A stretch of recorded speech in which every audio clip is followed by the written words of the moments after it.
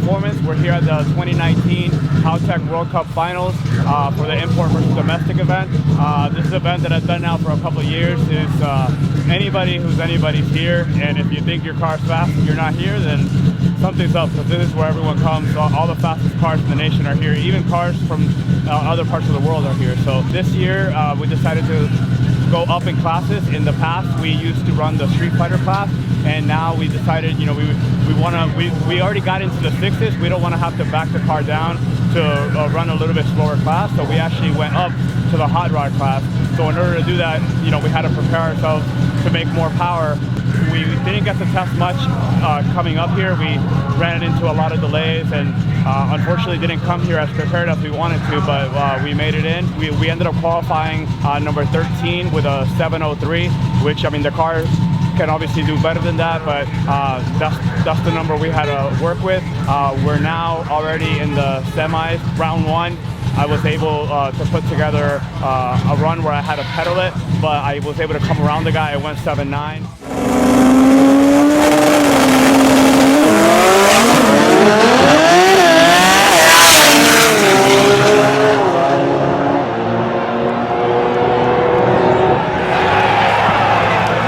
Second run now today, the car started to wheelie.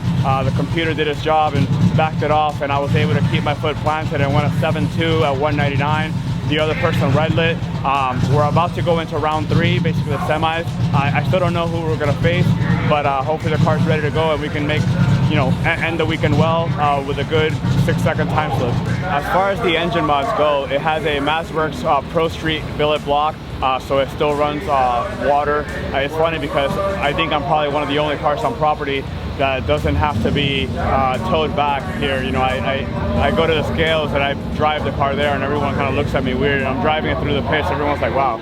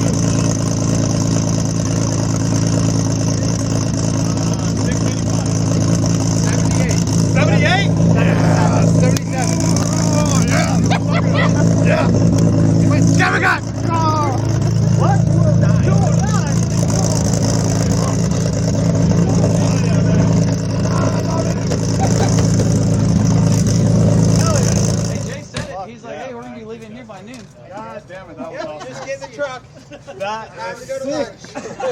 Hell yeah. Oh man. What did it go to 330? 294, 442 at 165. Which is all 165 to the 8th? Yeah, almost 166. What does that make you feel like?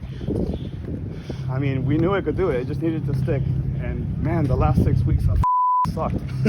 But this pays off. I wish we could have done it yesterday in front of everybody, but Oh, for sure. it didn't stick yesterday. Both times I had to pedal it. But it stuck today. It But sure stuck today. You stuck with it and you got it. Hell yeah. 209. Ooh, rowdy. Bro. And it hit the head chip up top. I heard it. I'm like, Was it before the 1320? Yeah, it was right before.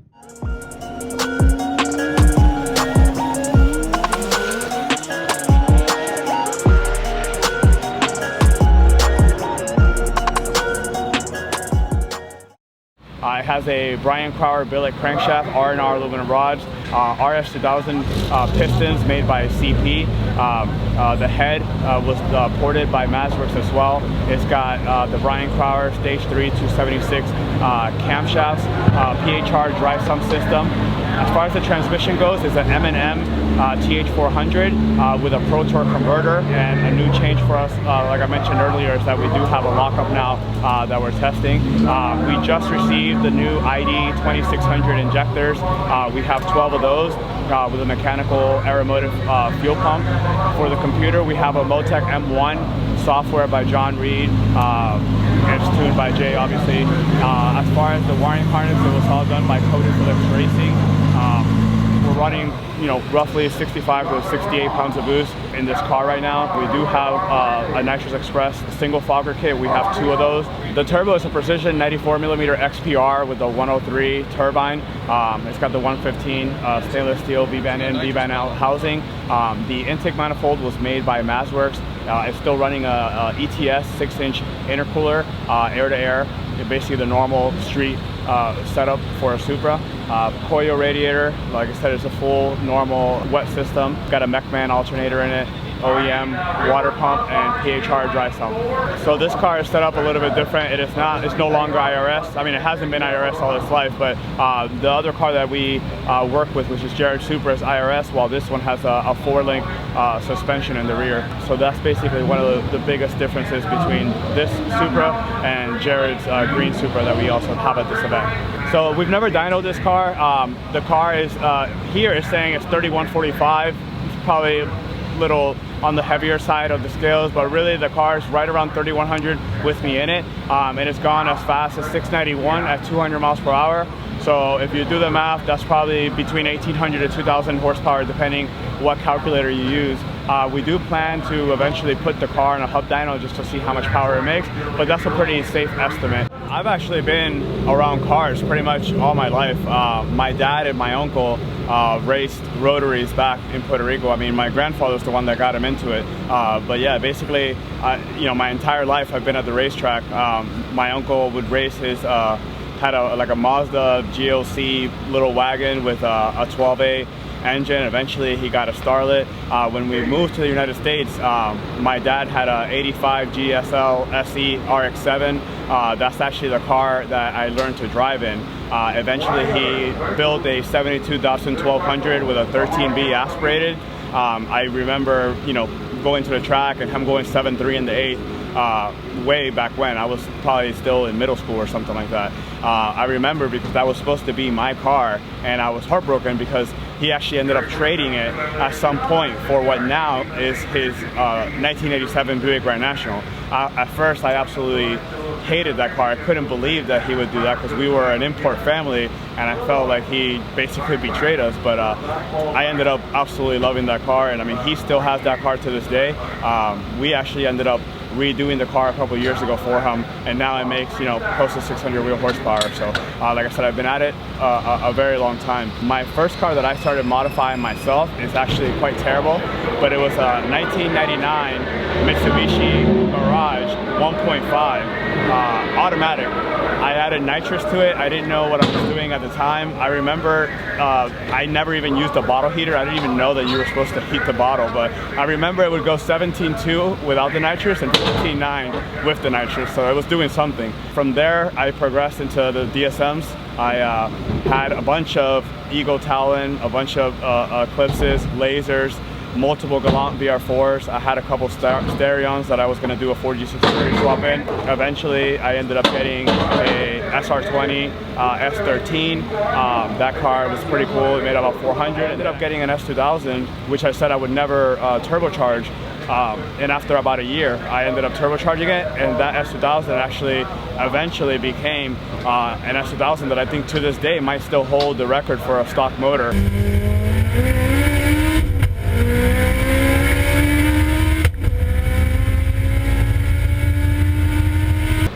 It ended up going 947 at 147, basically with a stock F20C engine, a stock piston, stock rods. The head had never been off the car. It even had stock head bolts.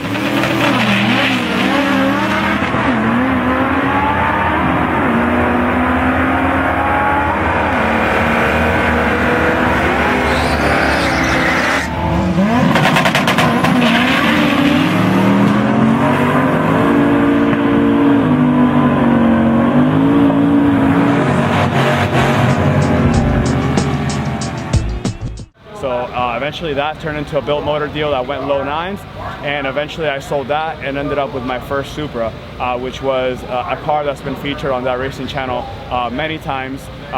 Went to TX2K, did a bunch of stuff with that car.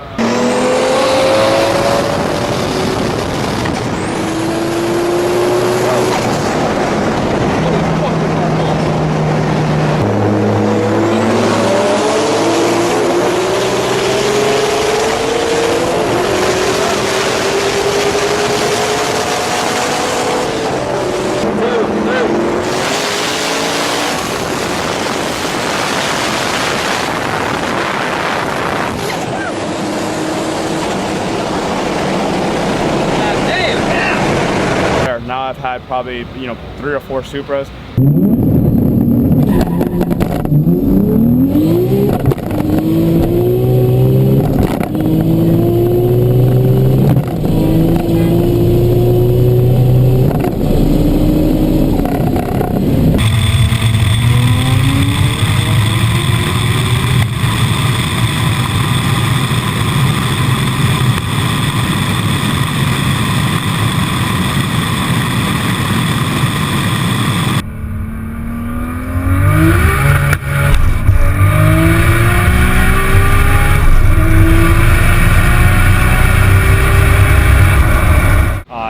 This car now that has been built for the past couple years and has progressed from going into a 7-second car to now a high 6-second car.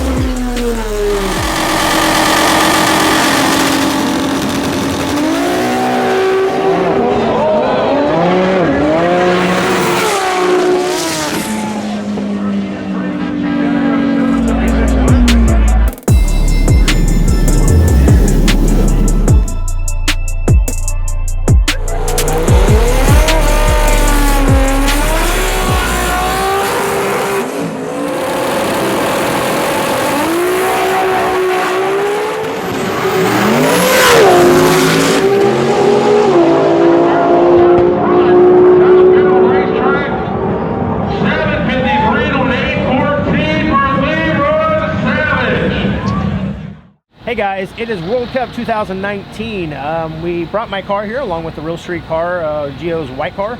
For those that don't know me, I go by Jared Holt out of Oklahoma, the 405. We traveled out here to see what we could do. We came out in 2016, didn't have the best of luck. We qualified in Street Fighter. Anyway, we came out here, we went 5 rounds of qualifying. That's pretty hard on a car.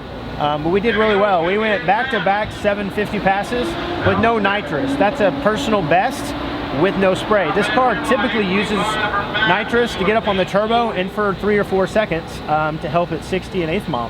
We had no nitrous in the car. We went back-to-back 480s to the 8th, and we almost set the world IRS Supra record with a 112 60-foot. I think Jack Couto from East Coast, he went a 111 before.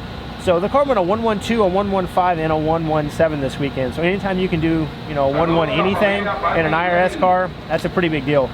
So we qualified 4th in the class, kind of where we wanted to be, not leaning on the car as hard as we could, and still getting a 4th qualifier. The field was really tight. There was one qualifier at a 30 and about 9 cars at 50. So we knew we had our hands full. We went out in the first round and we drew a really nice guy. His name is Mike Jatinet. He's from Alabama. He has an RX-7, 1,000 horsepower methanol FD-RX-7. I'm a huge fan of those cars. I own 2 of them. I was pretty pumped to race that car. Went out, once again, won 160 foot, went 480 to the 8th. I let off, coasted to a 770 at 140 or 50 miles an hour. Second round, we drew a Mustang. I think it went 760s in the first round. We got up there and staged the car just like always, and we had an issue. It's part of racing. We bumped through the beams. I hit the button one time and the car moved further than it typically does, and we red lit. That's part of racing. I was pretty frustrated. Did not want to end the week on that note after all the hard work that Real Street puts into the car, and getting them out here and me flying out here to drive it. It definitely, you leave with a little bit of a sour taste in your mouth, but you look forward to going into 2020. 2019 was a really good year for us. We raced TX 2K, first time out this year, went all the way to the semifinals, went 750s there, and then we took the car to Outlaw Armageddon. We whooped up on all the domestic guys out of a 91 car field. We're moving in the right direction with the car. The car is getting faster, it's getting more consistent. So 2020 looks to be a pretty promising year. I'm pretty excited. I got 2 or 3, World Cup finals, Outlaw Armageddon and TX2K on my calendar next year, and hopefully we can continue to go faster with this street car. So the car consists of some pretty simple parts. They're off-the-shelf parts you can get at Real Street. It's a T4 Precision 8385, aka the Street Fighter. It's got an RPM TH400 in it. The transmission has been money. We've never had a problem with it. Transmission's been in the car 3 or 4 years, literally never had a problem. We just pulled it out and sent it back to RPM to have it freshened up, and Rodney, the owner of RPM, texted me and said, hey, transmission looks great. We're just gonna put some clutches in it, send you on down the road. I mean, that transmission takes a beating. It's got the DSS 9-inch IRS kit from Drive Shaft Shop. Frank and the guys over there have been phenomenal. I've literally never had a problem with that rear end. No ringing pinions, never broken axle. I mean, nothing. That's pretty remarkable with as many laps as this car has and as many street miles it's got. The engine consists of an RS 1600. It is a Billet Brian Crowder crank aluminum rod. It's a 3.2 liter. It has a Head Games built head, Ferrera valve train, GSC cams, and it has RMR intake manifold and the Powerhouse Racing dry sump intake manifold. We have 2 sets of injectors on the car. We have Injector Dynamics ID2000s as the secondaries, and then we run it off of a set of ID1300 as the primaries. 2345 Weldon is the fuel pump of choice. It pumps into a swirl tank, and that's where we pull it back to the rail from. Has Weld Racing wheels. Other than that, I mean, it's a pretty simple setup. Pro Torque converter, things like that. Literally, it's things you can go on the Real Street website, click purchase, and have them shipped to your house, bolt them in your car, and have a 7-second recipe. The ECU is a Motec M800, obviously calibrated by Jay. He's the man. We have a PDM 15 in the car, so there's no fuses on it. You buy the right parts to win. You don't want to, kind of halfway do things. You don't want to buy a subpar ECU or, a subpar turbo. You want to buy the best stuff. That's what I've done over the last couple years with this car, and it's starting to pay off.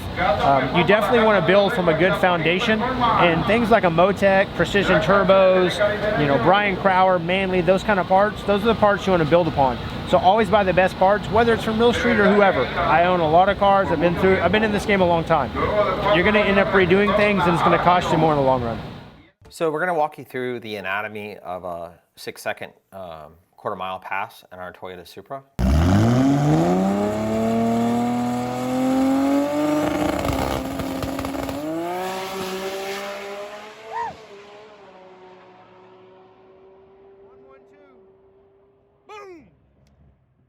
I have the Motec data log software open, and on this screen you'll see the engine speed, the race time, which starts when the trans brake is released, the drive shaft speed, which we call wheel rear speed input, the exhaust back pressure, the boost pressure, NITROUS stage 1 and stage 2, a shock travel sensor on the rear suspension, the G meter that's in the C125 dash, the driver switch 1, which is actually the trans brake, and Geo's foot, which is the throttle pedal.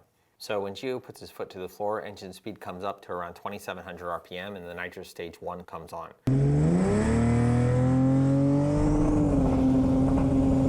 The reason why the NITROUS stage 1 comes on is you have a 94mm turbo and you have a 3.2 liter engine. So it is laggy to say the least. As that NITROUS 1 comes on, it helps the engine build engine speed. So without the NITROUS 1, the engine will only go to around 3,000 RPM. And with the NITROUS 1, we can go, you know, we're at 5,600 with only about 9 pounds of boost right there. As we get closer to 15 pounds of boost, you can see some action down here on the G meter where he's bumping into the beam, and then the NITROUS 1 shuts off. Engine speed starts to come back down to the launch chip. The engine speed is higher here than it is at the launch chip to try to create more exhaust gas volume to spool the turbo faster. And then we get where the manifold pressure stabilizes and the car has not been put into motion yet. Then when you watch the driver switch 1 come off, now he's released the trans brake and the car is ready to go into motion. You'll see the rear shock travel start to extend and the G meter go up as the car starts to accelerate. We have race time, which is how long we are into the run. And you can see by, say, 0.8 of a second, we're making 60 pounds of boost. We're pulling about 2.5 Gs, and the car is well underway. As we drive through first gear, Geo is still shifting the car by hand. I've been going back and forth with an air shifter, and I just missed a setting, and we just decided we'd let him shift it. But he was a little late on this, so he actually drove into the rev limiter, and then it comes down into second gear. If you watch videos of our car, first gear is very long, second gear is very short, and then it stretches its legs in third gear and starts to get down the track. So as we get back to the 10,000 RPM range, out here at 5.5 seconds into the run, the torque converter locks up and drags it back down. And then we're gonna use that time available with the lockup torque converter to get to the end of the drag strip. So here we are back at 6.77 seconds, which is what the car ran that day. We were turning 10,250 RPM at the finish line with about 70 pounds of boost. So that's that part of the run. We have some EGTs we can look at, which is how hot the exhaust gas is leaving the engine. There is a bit of a spread that I'll have to continue to work on. We have, this is our first time out with these injectors and my first time at this high of a boost level. So I'm learning my way through it. Same pistons, rings, rods, bearings, crank that we used in drag week. My intentions going into Maryland was to change the engine before Maryland, but I just ran out of time. So when I look at my spark plugs, cylinders 2 and 5 were not as healthy as the rest, but it still seems to pump okay going down the track. We have really solid oil pressure. Water temperature is not running away. Coolant pressure is not running away. Oil temperature is pretty stable. This 20 PSI number here, when we were trying to go in the 6s, we eventually went into the 6s with a stock block in the cooling system. We would be making, close to 40 pounds of coolant pressure by then. It was quite a bit of pressure that was leaking out of the combustion chamber into the cooling system. We've been battling some head gasket issues. One of the downsides to having an engine that makes this much power with this bore spacing and water in between the cylinders is getting the engine to seal up with having so little real estate of material between the cylinders to hold the gasket still. So in our stock block and with our early revision of this gasket approach, we were making 30, 40 pounds of coolant pressure in a run, which is, pretty unacceptable. That's a telltale that you've got something going on. The guys at MAZWorks have been working pretty hard at coming up with something that'll deal with the amount of pressure that I want to make in the engine, holding that boost pressure solid while letting the cooling system do its thing.